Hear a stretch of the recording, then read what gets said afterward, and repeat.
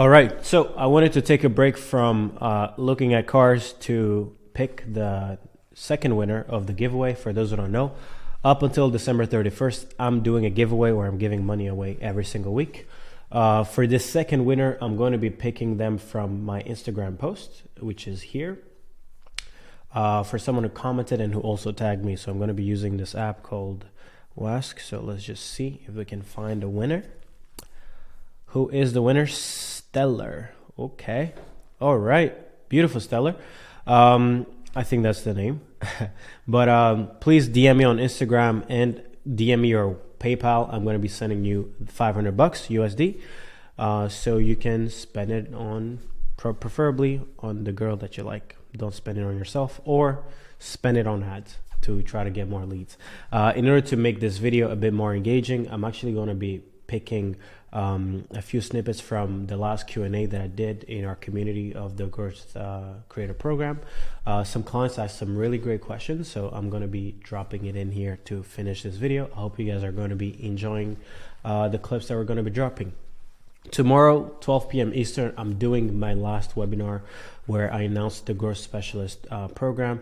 This is something that I'm really excited for, because for the first time, I'm sharing something that I've yet to share, right?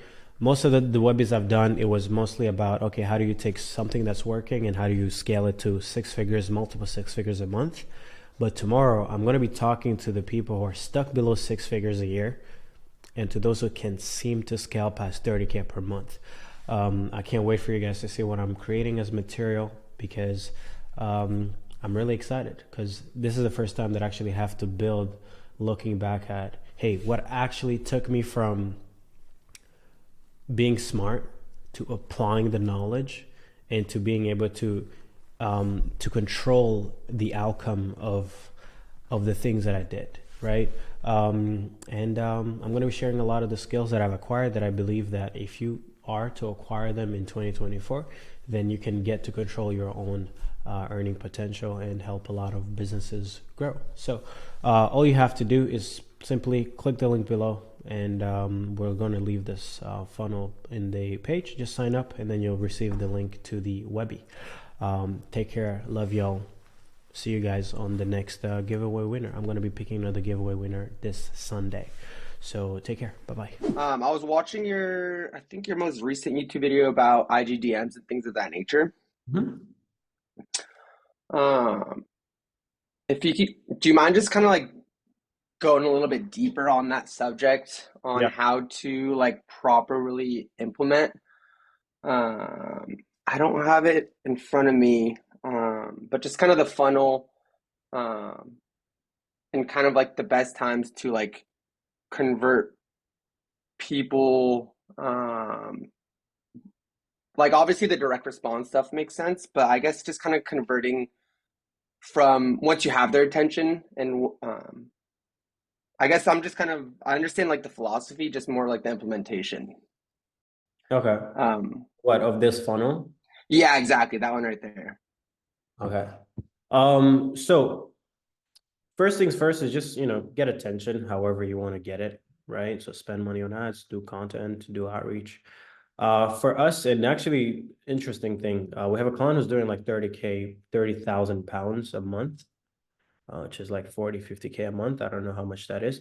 But one of the things that he doesn't understand is that he's leaving so much money on the table. So maybe I'm going to explain based on his case study, right? So I'm going to use his case study to explain this funnel. So right now, what he's doing primarily is he's getting a lot of attention online, and they're following him, and he's just setting them on Instagram, right? And he's mainly just doing 30K. Let's just call it 40K a month. And he's just been like, hey, he's been at this scale for the past 6 months. Well, the reason why he's stuck here is because the only thing that he's mainly working on improving is getting more attention. But what he doesn't understand is that the guy who's working on his Instagram doesn't scale.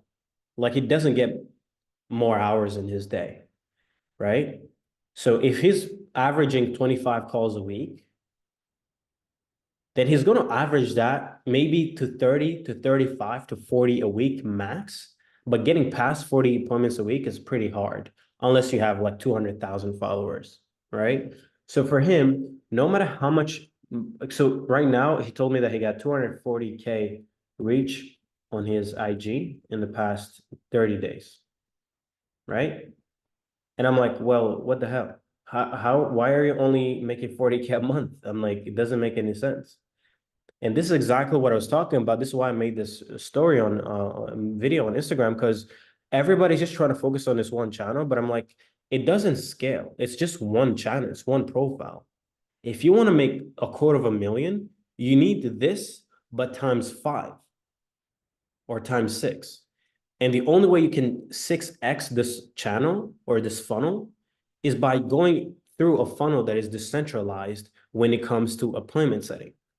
So here's kind of like how I suggested that he does his funnel. First things first, he keeps doing his reels. He's mainly getting that reach through reels, by the way, which is fucking great. I think he's dialed that in. And now what I want him to do is, instead of sending people to his Instagram and let's say follow me or whatever, I told him we're only going to send the traffic to two things: to a funnel where people opt in and give you their information, name, email, phone number. And the second place that we're going to be sending him is his Telegram group. Okay. So he has a Telegram group. So I'm just putting this as an option. He has a Telegram group. We're going to send traffic to here. But the beautiful thing is when they go through the funnel, they're going to receive an email. Actually, no, let's just do this. They're going to have an email that invites them back to the Telegram group as a second channel of kind of like outreach or and owning data, right? So we're going to be sending this traffic. So he's getting 240,000 reach every month. Let's say we convert to 1%. So 1% of that is, I don't know, 2,000 people, maybe. Yeah, 2,000 people. That means that every month he is going to get 2,000 leads. And it's for free because he's just making reels, right? It's well free in money, not in time. And then let's say that every month he's getting 2,000 leads here. 1 second. Coming here through the funnel and coming here too, right? Here's how he scales now his appointment setting. He's going to have an appointment setter, maybe multiple of them. I will probably put 2 in this Telegram group because he has a big reach, so he's going to need more setters. And the other thing is people who are opting into this funnel are going to be giving us their name, email, phone number, and we call them as soon as they opt in. 5 minutes into opting in, we call them, hey, just so that you just showed interest on this training. Where are you at? Qualify them. Okay, cool. By the way, what is your current situation? What are you struggling with? Would you be interested in me giving you a walkthrough of how we go about solving this problem? What time do you have tomorrow? What time do you have this week? Book them on a call, right? So this dialing process and the setting process in the Telegram group, as well as the dialing on the phone, happens as soon as they show interest, not when 1 week later, 12 weeks later. No. 5 to 10 minutes, outreach starts. And then we book them on a call. And what he can do with his email is he can also drive people back to Facebook so that the guy who's setting on Instagram can set again. So we're almost like throwing leads into different buckets so the setters on all these channels can do their thing. So we're almost like feeding the setters separately in a separate, like we're decentralizing appointment setting. That's what I like to call it. For me, I book 20, 30 calls a week on Facebook, my Facebook profile. I book 20 calls on Twitter. I book 30 calls on Instagram, and I book calls through dialing. Can you collect data from organic content? No, it has to be sent to a funnel. And then are you kind of like, do you recommend doing kind of like a lead magnet for that or like direct response where it's like, Lead magnet. or like both? Well, you do because here's the idea. You give them what will get you the most lead flow, but the back end is direct response. Does that make sense? 100%. Let me show you. So it's clear. So look at this, right? And they've done it, they've done it really well. These gym launchers. So here you look at it and be like, oh, they're giving us an email. Okay, cool, no worries. Boom. Direct fucking response. Hard. Right? Does that make sense? There was no friction on the lead magnet, but bang, I get an offer to book a call. No, no, like, oh, hey, consume content, blah, blah, blah, blah. No, it's like a mix of both. It's get everything. It's like you're forcing the nurturing, you're forcing the creation of intent, right? And this is the idea. Front end, give, give. Never pitch. Never, almost make it seem as if you're Hormozy, right? But on the back end, privately, pitch and sell harder than the god of sales did it, or whoever he was, right? Yeah, that's literally it. This is how it's supposed to be done, right? And then if I'm sure I'm going to be seeing their ads like for the next 20 days, you know? But this is exactly it. So guys, this is literally it for me. I'm sure you guys see it how I do it on Twitter. I rarely ever I rarely ever have any direct call to action. Like even this video. I mean, I did it for the YouTube video, but like I got 223 comments. Well, but guess what's happening? Everybody here should be set. Everybody here should be having a conversation. For 36 seconds ago, 42 seconds ago, 50 seconds ago. This is the work. You see what I mean? This Joss guy, yo, let me know. 1 minute ago. This is the work. A lot of people, and the client who's making currently 40K a month, the reason why he's getting more reach than I am on Instagram, but still making less money than I am, is because there is infinitely more effort on, hey, let me be famous, and infinitely less effort on conversion. For me, if I open this box here and I don't see messages in the last 5 minutes, somebody's getting fired. That's the standard. Hey, don't worry. I'm going to make sure that we have value to give to the marketplace, but I also expect you guys on the back end to be doing your thing to convert that attention in the first.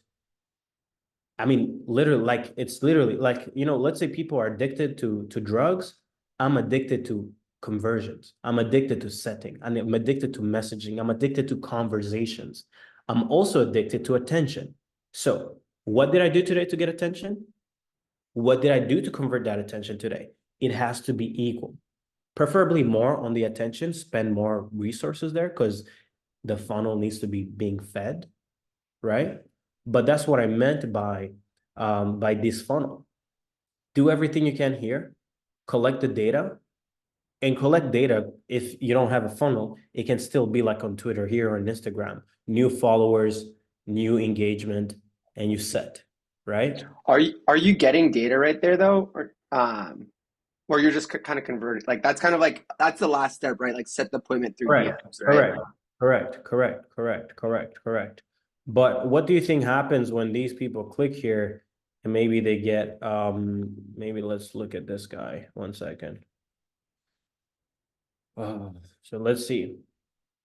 He got this video, and then when you get this flexible video, and creative was really when you get this video, you get asked to join here. So you have a Webby happening.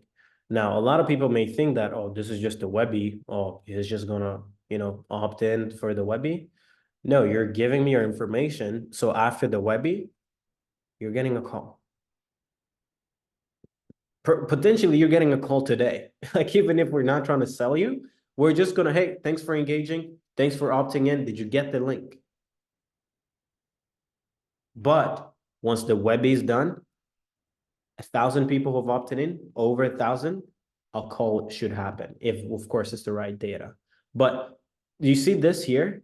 It allows me to be I reduce the risk so much because this guy's probably going to be set here.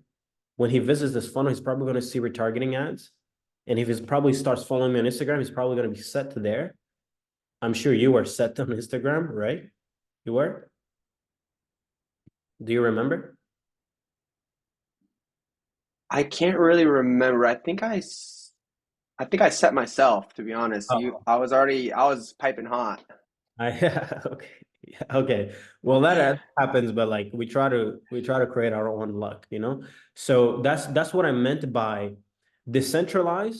Because a funnel like this one, like, I mean, it's great. It's super simple. Like, listen, if you want to live on at the beach, make your 50K a month, and maybe you don't care about the future, you just care about money today and feeling good today, then this funnel is amazing. Super unsophisticated, super simple. Spend money, get attention, get followers, set those appointments, close some deals, and chill. But I mean, when you are a little bit more into business long enough, you start getting this anxiety about the future, right? Like there's no one who's more afraid about the future than someone who's really successful today. When you start making a shit ton of money, you start getting this fear of like, oh shit, I have something to lose now. So you start becoming like this, you start becoming a psychopath around, okay, how can I avoid losing in the future? And that's where you have to become more complex. It's not that this funnel IG funnel doesn't work. It's just that if you just stay there, you will get run out of business by people who don't mind a little bit of hardship and a little bit of complexity, a little bit of like hard work. This is hard work and it will beat this type of funnel um any day of the week. So yeah, my question is a follow-up from your previous thing about um, dialing leads after they opt in to your funnel. So Yep. there's like a lead magnet, and then and then you call them within the first 5 minutes to get them on a call. What is like, how does that transition happen? What does that conversation look like? Because they've asked for information, they're not necessarily looking to speak to someone. Yeah, yeah, yeah. Well, you gotta, that's where like that's where the difference between a little, you gotta add in a little bit more force into the sales process if you want something, the sales cycle to be shorter. So here's the thing, when we're calling people, our goal is not let's sell them. What we're trying to do is we're trying to uncover problems, inefficiencies in their business and in their lives. As an example, if I call someone and they tell me, hey, I'm making 500K a month, I was just opting in to see what you do. I have a whole team of setters. I'm profitable in the business. I have no need. We'll be like, okay, thank you so much for opting in. Here is the asset and make sure you check it out. And if you ever need any help, please let us know. Right. But most of the time, when you start a conversation with someone who opted in, you will end up realizing that these people have inefficiencies. Oh, I'm doing outreach myself. Oh, I'm tired of churning clients. Oh, I saw about your build and release, and I'm actually interested in starting to sell infrastructures. Um, so you're essentially just figuring out, hey, what do you want?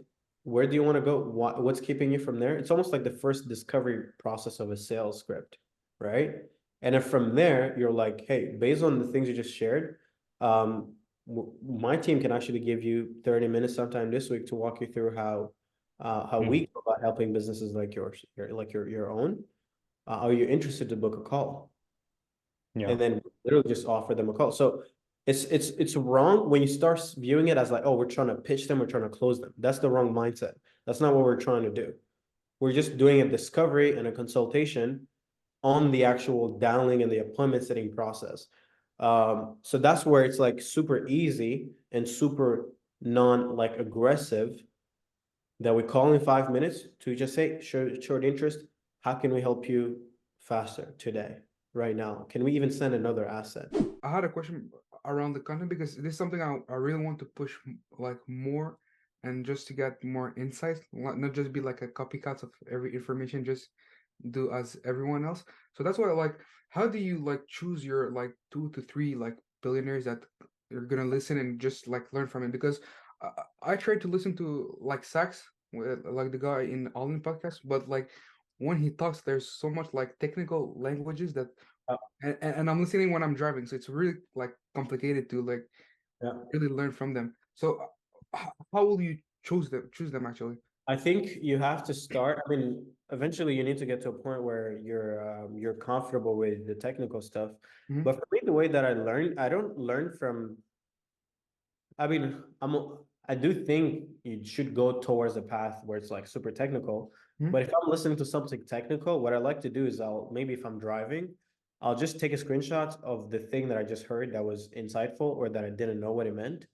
And Mm. I create like a notes folder in my phone where I just drop the screenshot and then I come back to it and I'll just ask ChatGPT, hey, break down what this meant, right? Oh, actually, this is really smart. Yeah. Yeah. So it's just because the more you get into that world and you understand all the jargon, then that's actually where you get depth. Mm. It's not necessarily trying to avoid it. It's actually being like, oh, I don't understand this. Cool. Let me break it down. Okay, I see. Just use ChatGPT to synthesize to analyze and synthesize information for you, and that will give you new knowledge. But a lot of the podcasts that I also listen to are podcasts that are a bit more made for mainstream, so it's not super technical, Okay. right? Like So example? I mean, even business breakdowns, I guess it can be technical. It definitely is. It's like technical. Like It's still I tried to listen to one about like the company of what do you call it? Oh my God, Warren Buffett. yeah. And bro, like I was driving and I need to stop like my car just to be like, wait, what are you saying? Like, bro, you Yeah, lost. yeah, yeah, yeah, So yeah, yeah. yeah, so it's a great idea just to screenshot and just go back and just learn the technical stuff, really good stuff. And yeah, and like what's your thought process like to get like to take the information and just to like try to apply it like in the agency space? You see, like to try to like model it in a way Yeah, where you get it because this is where the interesting part is, and like this is where I find it difficult because I'm listening to it. I'm saying, okay, that's really great, that's really cool, okay, and like so, like mainly like the software space yeah. because there's a lot of like because the software space like the most important thing is your LTV, and if you can like put it in the agency space, that's as well how you can like exit your company if you want to exit your company like have a like a pretty big value. So I'm like, what's your thought process to just Uh, convert the insights? I mean, well, first things first is that you won't transfer it unless you really understand it as well as possible. So the reason why you're maybe might be having a harder time transferring that knowledge into in the other industry is maybe because you may be too much at the surface level of that information. So as an example, um, let's say SaaS, the reason why, let's say they are able to retain people long enough is because of how fast they deliver value. Like, what is the time to value from this mm, moment someone signs up on a platform to when they get value, right? mm, So I know that the way Facebook did it is that time to value was them inviting 7 of their friends, right? But for me, the way I applied it to GCP or to any service we do is we decided that one, someone needed clarity. Second thing, someone needed a lead flow, someone needed appointments, and someone needed deal flow, mm, right? So, but then we designed our operation so that we force these things to happen. 24 to 48 hours, you get clarity. 3 to 4 or 5 days, you get your lead flow, lead campaign going. Three, third activation point is appointments flow, right? mm, And if we can get you the right clarity on the offer and the model, the lead flow, the appointments, there's no way you don't actually end up finding GCP valuable. The yeah, only people who will not find GCP valuable are the people who we messed up and didn't give them the clarity, the lead flow, and the appointments flow. yeah, And anyone who's ever unsatisfied has had these 3 problems. Hey, exactly. like in previous programs of this, if you don't dial these 3 things in, Yeah, service growth firm, you're done. You're done. But like that insight comes from SaaS, yeah, exactly. right? So okay, I see. So you so just have a better understanding of like what they're talking about, so that way you can like Apply. it's gonna be done like automatically, pretty Yeah, much. because you don't necessarily need to. As an example, when I listen to a podcast and let's say I listen to McKinsey and they're talking about how, which is something I'm going to be talking about Thursday. McKinsey switched from just consulting packages, engagements of 3 to 4 months. They would sell like services and just advice and whatever. They Okay. switched from that to selling software, hard Right. assets with the advice. So the consulting. So now they're not just consulting you like, hey, this is how you should solve this problem. This is what you should do. They're coming in and they were like, hey, this is how you should do it. But we've actually have an infrastructure that applies and implements this advice for you. And they get people to get the infrastructure, and that's Yeah, they never, and then when they leave, the infrastructure stays and they make money off of recurring from this. okay. For me, when I listen to that, I'm like, oh shit, we should leverage this insight into GCP, into an education model, into an education step, because now maybe eventually everybody in GCP starts selling softwares instead of selling talent and systems and SOPs, because that's really, because when you sell software, you delete talent and you delete systems. That's what I thought about. Done it one, Yeah, right? but don't you think like if you want to like have a software, because like as you said, like you upsell the downsell, right? And the downsell can be the software, right? But don't you like it's gonna be easier to like to upsell the software, but don't you think like you need like a lot of investment to like create it? Of course, which is why you start by selling higher ticket services. You still sell it as a service, not as a software. I see. And when do you think it's a good moment to like build the software? If you can say Once you have enough money and once you have reason to. I don't think it's about building the soft, software yeah. with money. No, you build it because you see a problem in technology that can solve a problem.